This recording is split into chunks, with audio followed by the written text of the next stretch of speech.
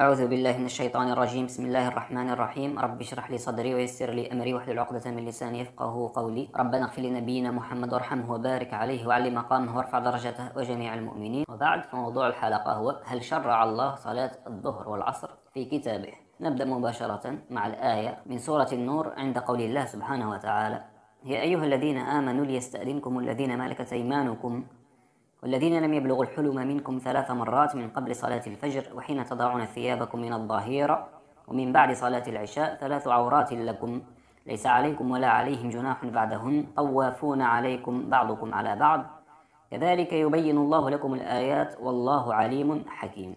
فهذه الآية كما هو مبين تتحدث عن أوقات الاستئذان، أي الأوقات التي يكون فيها المسلم واضعا لثيابه عند النوم أو الراحة أو يكون مع أهله أو غيرها من المواقع أو من المواضع التي يجب على الداخل أن يستأذن. فذكر الله 3 أوقات كما نلاحظ. أولا قال من قبل صلاة الفجر، فقبل صلاة الفجر قد يكون الإنسان نائما واضعا لثيابه فيجب أن يستأذن المرء عند الدخول. كذلك قال من الظهيرة أي وقت الظهر، فقد يكون الإنسان في حالة استرخاء أو يريد الراحة أو يكون نائما واضعا لثيابه فيجب أيضا الاستئذان.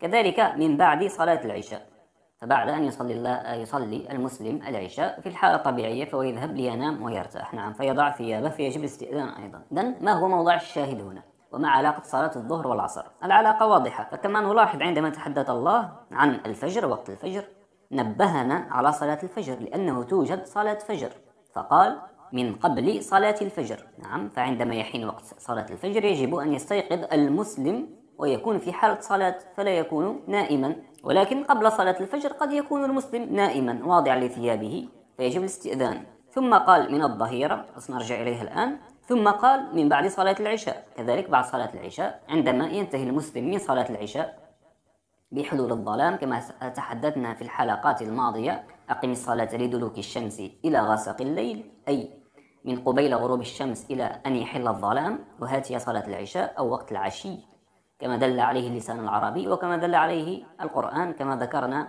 في الحلقة الماضية، ورابط الحلقات الماضية في صندوق الوصف. كذلك ذكر الله سبحانه وتعالى الظهيرة حين تضعون ثيابكم من الظهيرة، ولكن لم ينبه على صلاة الظهر ولم ينبه على صلاة العصر. فلو كانت توجد صلاة ظهر لقال من بعد صلاة الظهر أو من قبل صلاة الظهر.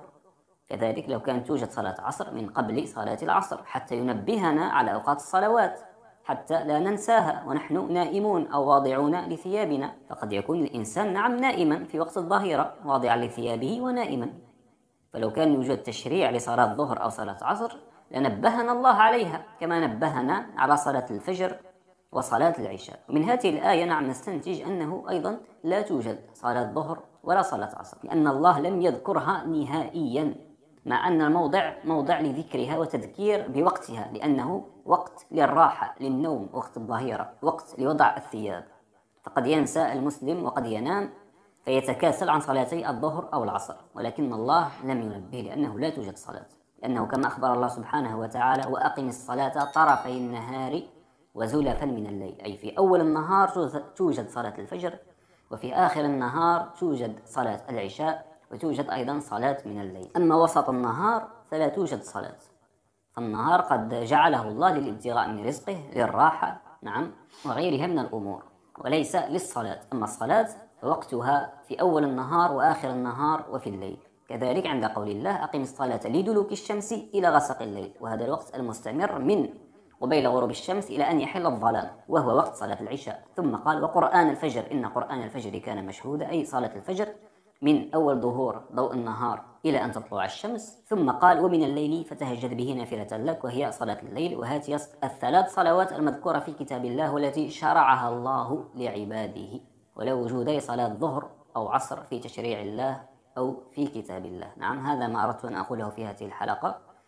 أرجو أني قد وفقت في إيصال الفكرة. إلى لقاء آخر إن شاء الله.